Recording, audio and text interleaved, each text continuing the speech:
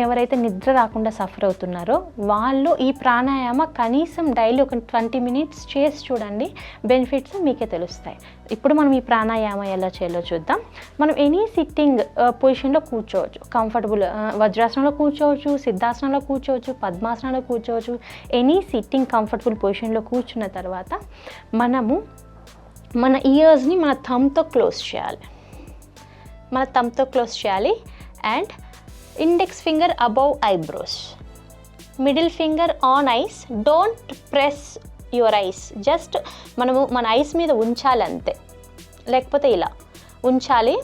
And ring finger వచ్చి beside nostrils, ring finger వచ్చి little finger వచ్చి బిసైడ్ మౌత్ అనమాట. ఇలా పెట్టుకున్న తర్వాత హ్యాండ్స్ స్ట్రైట్ ఇలా ఉండాలి. ఇప్పుడు deep and slow inhalation and while exhaling మనము శ్వాసని వదిలేటప్పుడు